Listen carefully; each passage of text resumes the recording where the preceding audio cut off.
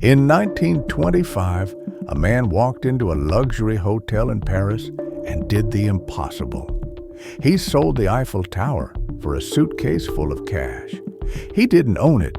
He didn't have the rights to it. In fact, he was a wanted criminal, but he convinced one of the smartest businessmen in France to hand over a fortune for 7,000 tons of scrap metal. Most people think he was just a lucky liar. But looking back, we realize he was using a specific psychological trigger that still fools millionaires today.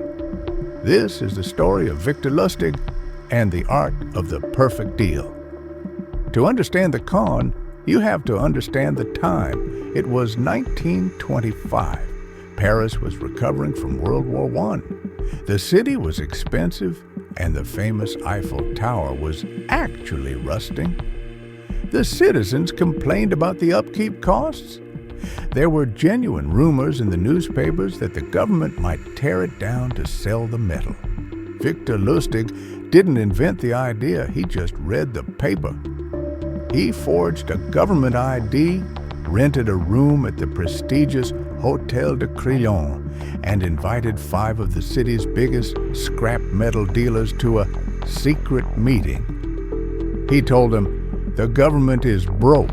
We need to sell the tower for scrap, but it must be a secret to avoid a public riot." He asked for bids. Here's where the educational part kicks in. Lustig wasn't looking for the smartest man. He was looking for the most insecure man. He identified André Poisson. Poisson was new to the Paris business circle. He was desperate to make a big deal to gain respect. Lustig knew that when someone is desperate for status, their logic turns off. But Poisson got suspicious. Why was this government official meeting him in a hotel, not a ministry office? The deal almost fell apart. So Lustig used the ultimate reverse psychology. He confessed.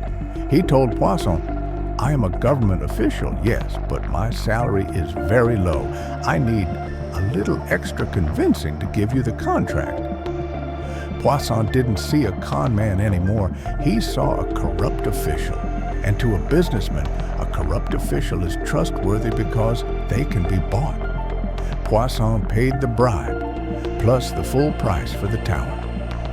Lustig took the money and immediately boarded a train to Vienna. He waited for the news to break. He waited for the police.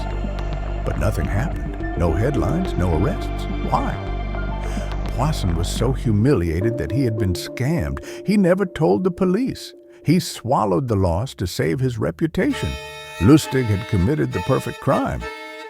In fact, it was so perfect that 1 month later, Lustig returned to Paris and tried to sell the tower again to a different scrap dealer. The second time, the victim went to the police and Lustig had to flee to America. But he left us with a valuable lesson in business psychology. Scammers don't trick us because we are stupid.